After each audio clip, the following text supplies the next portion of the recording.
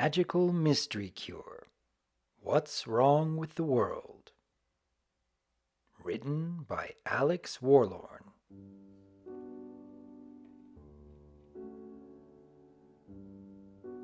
You wake up one day and the whole world's gone wrong. I remember Auntie Orange could still tell I was homesick. Let it never be said she and Uncle Orange don't love me. She introduced me to sewing and drawing. I actually made a couple of dolls to keep me company. I stayed in Manhattan. I learned to be a lady. I improved my lot in life over being just another farm girl. I could be what I chose to be. Of course, I met the other apples in Manhattan, including my cousin Babs, who Apple Blooms got along so well with. And you can bet I was mad to hear the mischief she'd gotten herself into. I continued to improve. It was wonderful to let it out onto the canvas. Who says earth ponies can't be artisans too? Ponies called my art a diamond in the rough. It seemed fate had a sense of humor when I realized I'd gotten my cutie mark. I'm told I should combine my two crafts, sewing and art. Dresses, I'm told, are the next logical thing for me. And as a filly with stars in my eyes, I jumped at the dream. And you wouldn't believe where I got the chance to set up shop. There was a store up for sale in Ponyville. I insisted on buying it with my own bits to Aunt and Uncle Orange, even if it would put me in debt. I was sure I'd make it big in a town a stone's throw away from Camelot. Yep, I was going back to my full-hood home. I was going to Ponyville. My family welcomed me back into town with open forelegs, but I couldn't move back to the farm. Making dresses doesn't help farming. I love them and always will, including Apple Bloom, who I hadn't seen in forever, but she kept all the custom dolls I sent her in the mail. I had my own destiny to fulfill. I had no idea that destiny would include an uppity weather pony, the princess's chosen, a Pegasus more into animals than the sky, my new sister-in-law, and a Pegasus good at bringing out the joy in others. The extra cash I made? It took me a little longer to pay off the store, but I gave it to my family here in Ponyville instead. I may not be a part of the farm anymore, but I'm still a part of the family, and whenever they needed help, I was there to give them what I could. But today, the world was wrong. I try to sew, but my hooves are clumsy, like they haven't stitched anything in my life. My inspiration has run dry like a desert. I look at my designs and I can tell they're bland compared to my normal stuff, and the shoddy sewing isn't helping. Is this some kind of sick joke? Just when I had gone off on a limb to get the materials needed for this epic order for the elite of Canterlot and Manhattan. If these didn't sell, I was in deep in the red. And the weather outside was like Discord had decided the friendship of one pony wasn't worth playing nice after all. Had Rarity hit her head? I wanted to ask my friends for help, but I couldn't force them to help me on something like this. I remember the last time their help did nasty things to my business. I considered asking Fluttershy. She knew sewing if nothing else, but she had a big party today. I couldn't force this on her. So I buckled down, trying to muddle through. What the hay had happened to the world?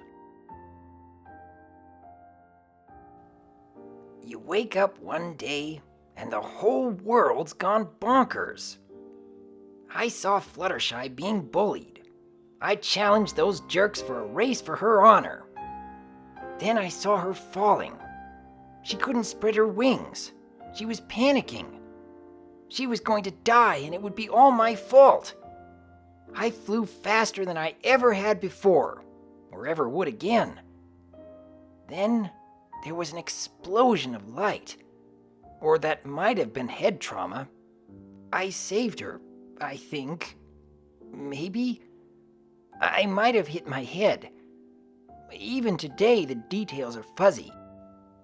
Fluttershy herself admits she was too terrified to remember straight, and by the time the adults got there, it was all over, and she was safely on a little cloud far below, and I was nowhere. I woke up on a cloud of butterflies.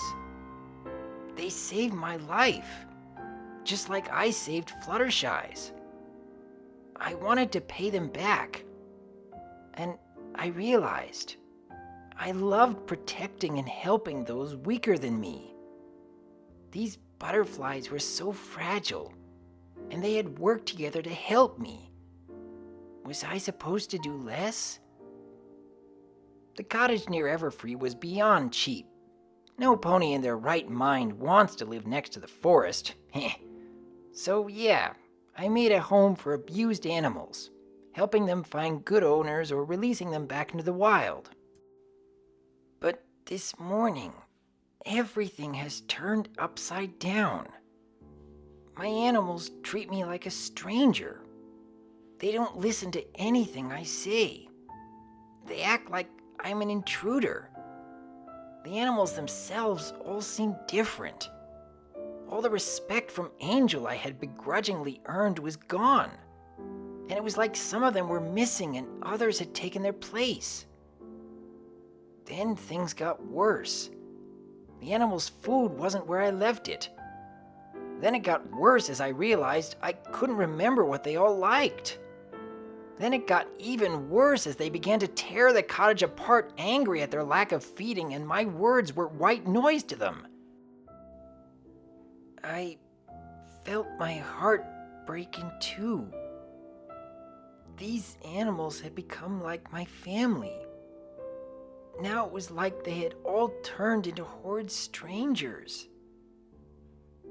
I think I get what Twilight felt when Discord turned us all into monsters. Because all I can do is break down and cry. But he wouldn't do that again. Not to me. I'm his friend, right? I showed him what it was like to have one pony really loyal to him as a friend. Then when I chose my friends and him to be loyal to by not blasting him back to stone or helping him hurt the girls, I taught him loyalty is a two-way street, and he's not done one thing wrong since, to me or any pony else. But if not him, why had the world gone wrong? My word, why had the world gone mad? I've always been an artist, in one shape or another. I've always made the best of things, even when things turned stormy and bleak. I could still produce a sunny sky from the darkest of days. I remember designing the costumes for a school play. Cherylee was excited about the work I'd do on her costume. My teacher liked them, but they weren't the spectacular masterpieces I wanted them to be. I struggled in vain trying to find the missing piece, but it never came to me. Though my magic did have a way of mocking me, leaving me stranded away from home and having to trot back. Unicorn magic only happens for a reason. Celestia's hindquarters. Then a tiny rogue rain cloud came down to mock me further. I got so angry then, I sent it on its merry way. I was an ignorant filly, and didn't comprehend what I had done was supposed to be impossible for most unicorns. Then the night of the show came. A part of me didn't want my costumes to be seen if they weren't perfect. Then I felt ashamed of that part from what came next. Turns out that tiny rain cloud was a forerunner to a monster of a rogue storm that descended upon the school play. Bigger than the weather team could handle. Cherylee was terrified. Weather happens with purpose for us ponies. Seeing this wild weather, it was like the sky itself had decided to crush us. I felt ashamed, angry, mocked, hurt, insulted, like I was the world's plaything. And my friends were suffering somehow because of me, my egocentric filly self thought. I refused. And in that moment of refusal, my magic was unleashed, and I sent that rainstorm packing, creating a powerful and beautiful star-shaped rainbow shockwave they say reached all the way to Canterlot and Manhattan. And it made a safe spot around the theater. And I realized at last I could control the storm. It may not have been part of the play, but I still awed the audience with rainbow-colored lightning and clouds moving on their own in the air. I also met the most crazy pony I believe I ever shall in my life. Then came Cloudsdale. My parents decided I should have gone to Celestia's school for gifted unicorns, but the thing about unicorns and weather magic? We don't know it. It's not unheard of. Trixie is capable of some, but it's not her forte. But that meant the teachers in general didn't know how to deal with me. I spent a week or so there, made some friends, but the teachers were at a loss for how to teach me. So it was decided that Cloudsdale was the most logical place for a unicorn of my unique skill set to learn how to better herself. A cloud-walking spell and gossamer wings combined with my own budding magic and some solid ground safe zones made for an interesting learning environment. I was tripped more than once by Pegasi foals who thought a unicorn learning weather magic was laughable, and I should just go home. I endured it anyway, and there were Pegasi who welcomed me as a new classmate. I graduated at the top of my class. I can't say I didn't leave good friends behind when I finally left. But I think there were still a few Pegasi who loathed to see a unicorn who could do weather magic better than them. I don't think it's random chance that I'm repeatedly left the only pony on staff of the weather team. My teammates being pulled away to other tasks whether they like it or not. Myself effectively being the weather team more than once, pushing me to my limit again and again. But I proved that I could make a beautiful day whether it needed to be rainy, snowy, or sunny. Then I saved the world. Twice. With an earth pony who also wanted to break the mold, a unicorn who was also considered a little scary for how powerful she was, a farmer, and a pair of Pegasi who I made very good friends with who never judged me. Ponies believed in me when they trusted me to handle things on my own, and I wouldn't disappoint. Then there was that time Trixie came to town and I ended up in Twilight's corner of try to stay out of it. Those few days at the school for gifted unicorns had given me time to at least strike up a friendship with the only other mare there with any kind of weather magic ability, who happened to be Trixie. So I knew how Fluttershy and Rainbow had felt with Gilda. Poor Applejack's beautiful dresses got turned to the most hideous things. Rainbow Dash had her animal friends confused with illusions to not obey her at all. And Apple Pie ended up with her namesake on her face. And then when that Ursa showed up, I tried to help Trixie. I didn't mean to upstage her perfectly respectable lightning cloud with a thunderbolt to drive it back from her. At least once we freed the deer from that awful amulet, we reconciled, and I learned how hurt Trixie was, feeling that whatever made her special, some pony was more special at it than her. I helped her through it, as a friend should. Rainbow Dash's new friend Discord tended to pop in and watch me work with a bag of popcorn for my magic, being so delightfully different from the norm. We weren't friends yet, but I admit having an audience was enjoyable. Now, the world had gone mad. The clouds slipped through my magic like sand through a sieve. Lightning became more wild than Derpy has ever made it. the clouds unleashing rain, hail, and snow almost at random. And the only weather pattern that I was actually able to bring to mind was a simple checker pattern. Generic, bland, almost mechanical if not for the random weather they were spewing. There was nothing artistic about that. Sweet Celestia, what was wrong? My mind drew a blank as I tried to think how to set the patterns right. The weather pattern the town needed looking like a jumbled mess to my mind when I tried to read it. The town was becoming a wreck. There was nothing beautiful about it. I should have just stopped and given in. I should have admitted there was something wrong with the weather and I needed help to figure out what. But my friends knew how I get when I was doing something for some pony else. In a way, I'm almost as bad as Applejack. I actually had to shield Sweetie Belle from my own freak weather. The sky was my canvas, and I had almost hurt my little sister. I whispered to her not to be scared. Everything was going to be well. But I wasn't sure I believed it myself.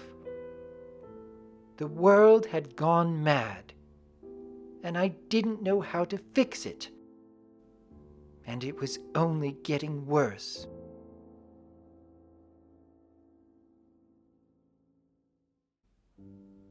The world was wrong. Everything had turned so wrong. It was horrible.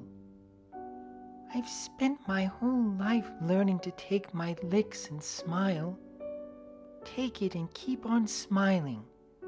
Make them laugh with you, not at you. And if they do, well, what's the point of life if you can't laugh at yourself too? Rainbow Dash lost the Pegasus race by default, but she saved me. If that isn't loyalty, I don't know what is. And I laughed at how silly the race was in the end. Rainbow might not have proven she was a better flyer than those bullies, but she proved she was a true friend. By the time I recovered, I had no idea where she had gone. I worried about her until they found her.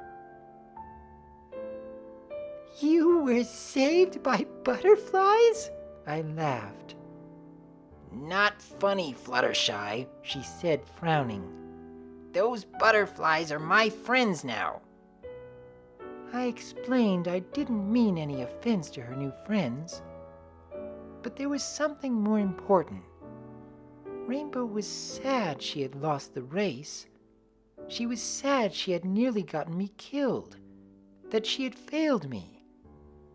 I forgave her on the spot. As far as I was concerned, she didn't fail me. She saved me.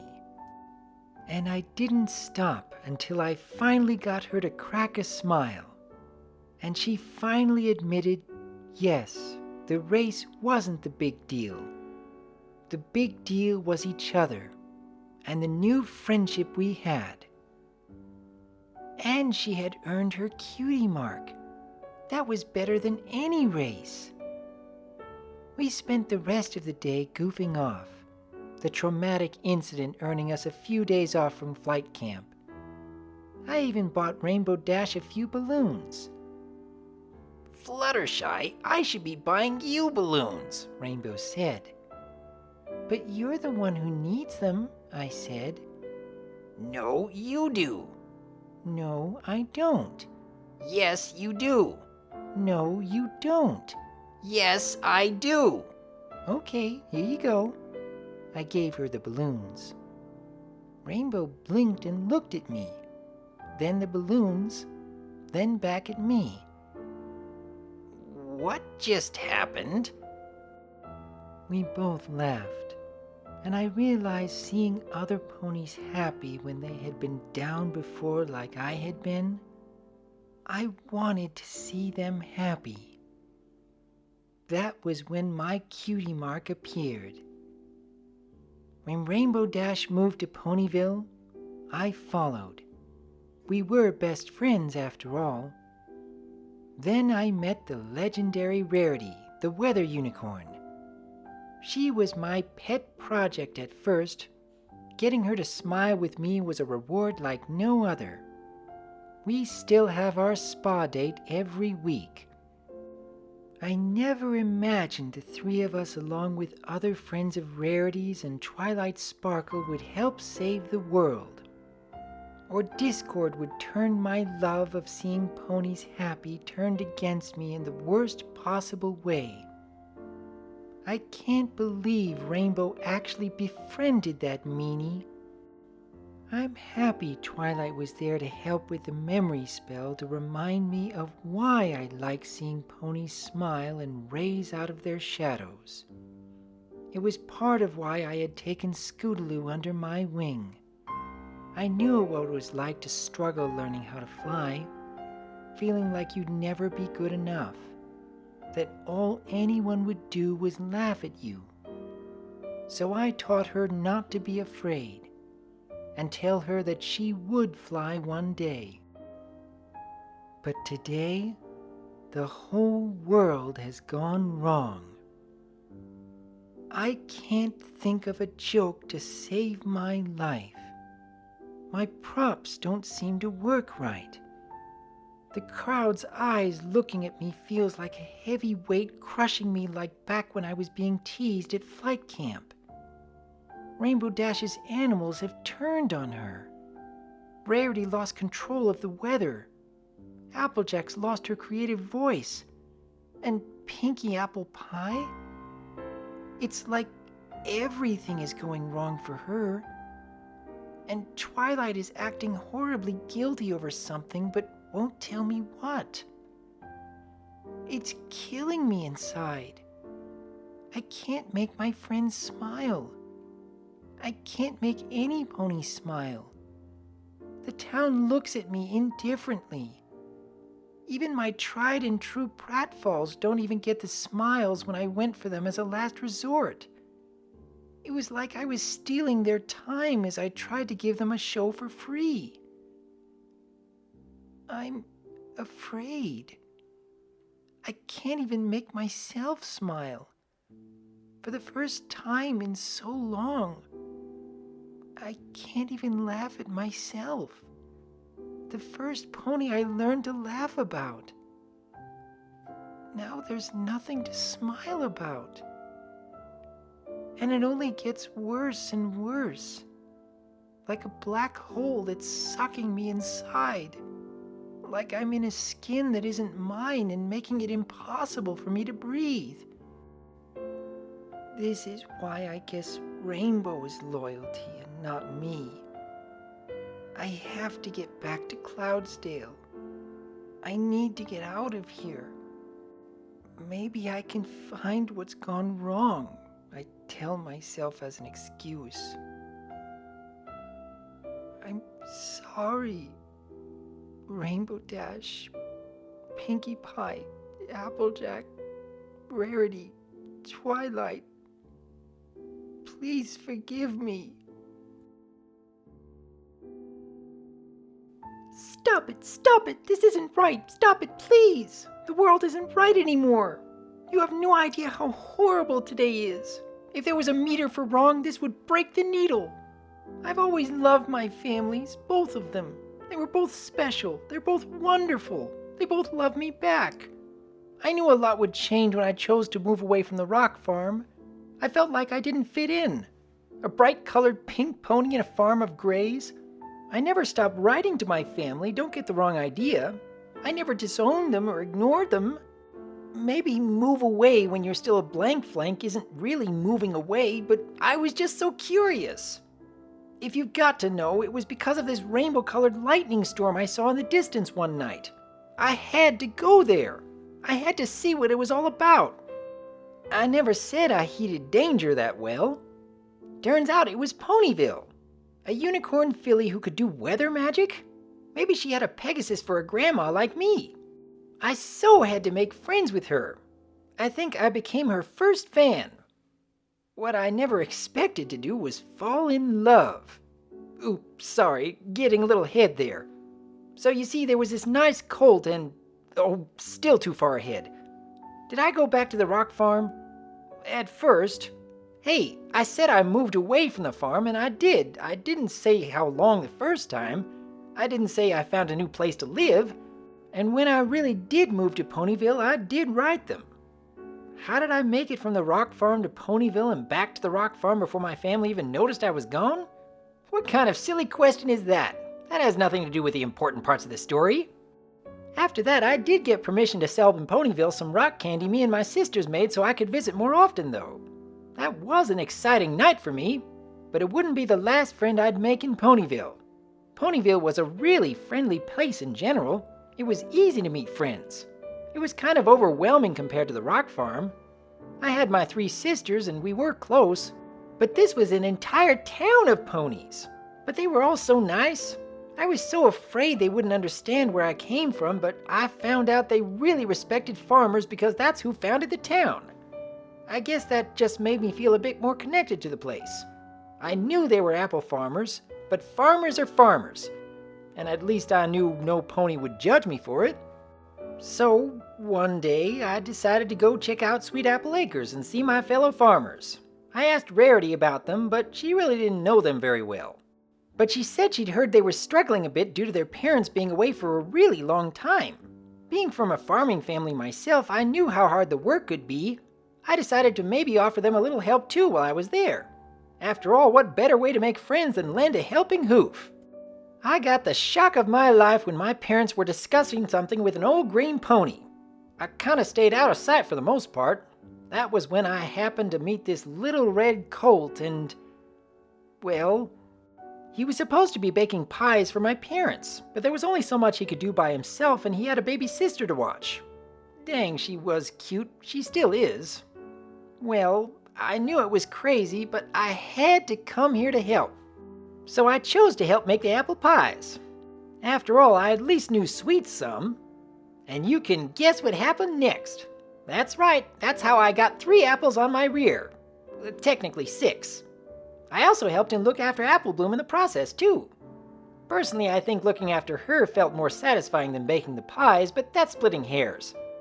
There was no way I was going to hide this from my parents, and I didn't try that hard. I did make up a story about wanting to sell rock candies to the apples as some extra hard work for the farm. Big Mac was nice enough to cover for me. I thought that was really sweet of him, so I married him. Oh, not right away, but you knew that part was coming. I met Applejack for the first time on our wedding day. Okay, a little before, she made this great wedding dress. She didn't see me as a replacement to her. She saw me as a new sister. She said the apples were all about family, so getting a little bigger wouldn't hurt. And I was happy to have her. And the apples and pies were happy to be a united family now. Big Mac and I split the workload now, and Apple Bloom was learning to help too. She's a whiz with anything that's mechanical or involving fixing something, even if she doesn't seem to notice. Am I happy? If I'm not, then I don't know what happy is. Now, the whole world wasn't right anymore. Or at least Ponyville wasn't right anymore. I always trusted Rarity's weather to give the farm what it needed, but now she was hitting it with a chaotic train wreck of sleet, rain, and dry heat? Was she sick? AJ won't leave her workshop. Rainbow Dash's animals have gone crazy and don't listen to a thing she says and are going through the farm with us having to keep them out. Twilight looks almost as bad as when Discord made us turn on her. Then there was me. The trees seem more interested in not giving up their fruit or hitting me over the head with it. Everything I've tried to fix only gets more broken. The entire orchard has become like a maze I can't navigate. And the freaking water spout! Apple Bloom, she knows we're family, but she's acting like I'm just hired help. Granny Smith won't look at me. And Big Mac... he's perfectly fine. He's helping out the best he can. But the look in his eyes... He looks at me, and that spark whenever he lays his eyes on me, it's just not there. And it's like every plant I touch dies or something. Poor Poor Henderson. He was a good tree. Did I run into some poison joke or something? No blue spots. Then what? What's happened to the world? Why did everything go wrong? But this is my family. Please. I have to try. Just as I would for my friends. And I know they'd try for me. True, true friends. After the restoration of true friends and the coronation of Princess Twilight. So you don't intend to tell her the truth? Princess Luna asked as the new Princess Twilight celebrated her ascension with her true, true friends. She already knows the truth, sister. She restored her friends to their true fates, and she ascended to alicornhood when she reached the level of understanding needed to become magic itself. But that's not the whole truth. It's not a truth she needs to know. She has enough to bear. You shouldn't hide things from her, sister. Sooner or later she'll think you sent that book to her to intentionally swap the fates of her friends so she'd reach her understanding and join us in eternity. Luna, you know I did no such thing. I believed Twilight had reached the level needed to take the final step, but I never imagined the elements would react that way. Just as I hadn't known King Sombra had escaped his prison before sending the bearers north without the elements. I gauge what dangers Twilight and her friends can face in their growth, but I don't use them. I didn't say you did, but she could jump to that conclusion. She won't. She might have learned to not blindly follow my instructions, but she trusts me. I'm still surprised she hasn't asked the greater question. She never once noticed that even when her friends regained their fates, that the cutie mark of the other who had their fate remained anyway. When they were supposed to be switched, instead each one was restored independently. The same cutie mark in two places at once. It's no fault on her part. Her friends were simply the more important matter, as they should be for the personification of magic itself, and she was dealing with an incomplete spell mixed with the elements of harmony. She likely didn't bother to question such inconsistencies. So, she'll never know that when she cast the incomplete spell in our world, another Twilight Sparkle cast the same spell in another world. She'll never know she didn't scramble the cutie marks of her friends, so much as switch them with the cutie marks of her friends inhabiting another version of our Equestria as her twin did the same. Whether she realizes it or not isn't the point. If she does, she does. If she doesn't, she doesn't. And she didn't realize that as she raced to use the elements and the actions of her friends to instill their original fates, that another Twilight Sparkle was doing the same thing to get back the fates of her friends. We say again, they were not scrambled, they were switched. And they were not restored, but exchanged between worlds. The one and another referred to another version of themselves, not the other members of the elements. Maybe I will explain it to her when she's ready to learn about the existence of other worlds, Lulu. Many ponies are convinced that if other worlds exist, that it diminishes our own. That since another them in a different world made a different choice, that it diminishes theirs. It's ironic. What is, Sally? That this entire ordeal has proven just the opposite. The Applejack who stayed in Manhattan and learned to be a fashionista is not the same Applejack that chose to return to Sweet Apple Acres. The Rarity who saved her school play from a storm is not the same one who found a geode full of treasures. The Pinkie Pie who was adopted by the cakes is not the same who married into the apples. The Fluttershy who wanted to be kind by being a healer of animals is not the same who chose to be kind by bringing joy to others. And the Rainbow Dash who made the sonic rainboom that bonded their destiny. In one she pulled up in time, in another she didn't, and so her fate changed. But it was their fate, and theirs alone. And the versions of us where you fell into darkness while we stayed strong are not the same ponies as us, nor are our masculine selves in that other world. Ponies and their cutie marks are our choices, and different choices make different ponies and cutie marks. Each world is the sum of their inhabitants' choices. She had no idea the cutie marks were just an outward symbol. She had no idea that she and her twin across the void had in fact exchanged the souls of their friends.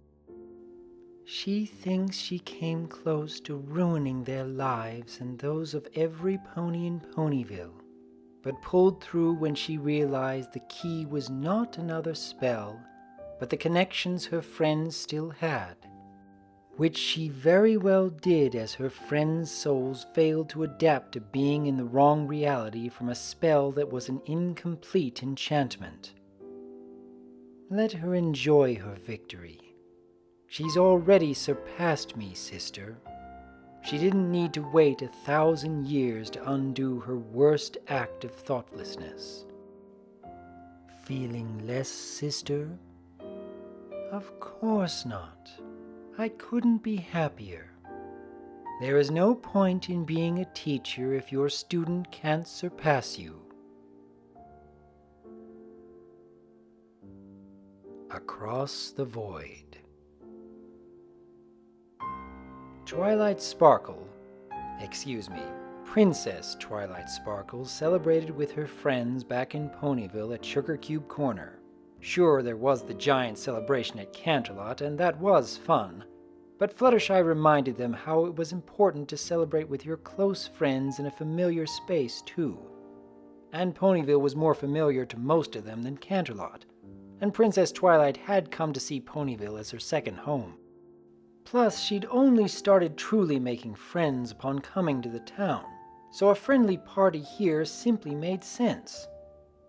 Pinkie Pie was more than happy to provide the catering for this private party of Equestria's new princess. Rarity provided them the perfect day over the little shop, and they were all still wearing the dresses Applejack made for all of them. Spike was just relieved the whole big mess was over, and his friends were themselves again. He knew Twilight would do it.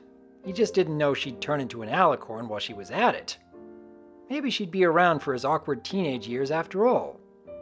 Rarity still had needle marks all over her from accidentally poking herself with her magic while trying to make dresses at Applejack's shop. AJ assured the unicorn that her designs weren't bad.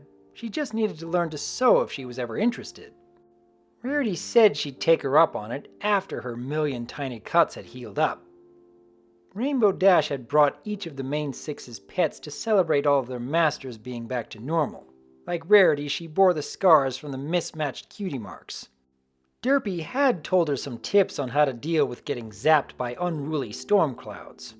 Her animals were happy to have their true blue and rainbow maned caretaker back, even if they hadn't known it consciously. In their hearts they knew. She was a bit upset Discord hadn't been at the coronation, but they all knew he still had a lot of making up to do before Equestria would be comfortable around him. He had still sent Twilight a congratulations card, made of blue cheese, somehow. Applejack, after 2 trips to the spa for baths, was certain she finally got all of the dirt out of her hooves and mane from her ill-fated cutie mark-driven attempt to get back into the family business. She wasn't joking about Rarity's designs. She just needed to have them sewn by a pony who knew how. Okay, maybe they were a little more flair than substance, but Rarity was used to working with the weather after all. Using a different medium, AJ had learned, always got the better of you. AJ admitted she didn't mind being with her family, but farm work was decidedly not for her.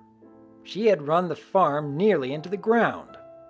She knew Applebloom forgave her. She was happy to have bonded more with her sister after the sisterhood social. She didn't want to lose her again. Fluttershy was happy her friends had come by when they did.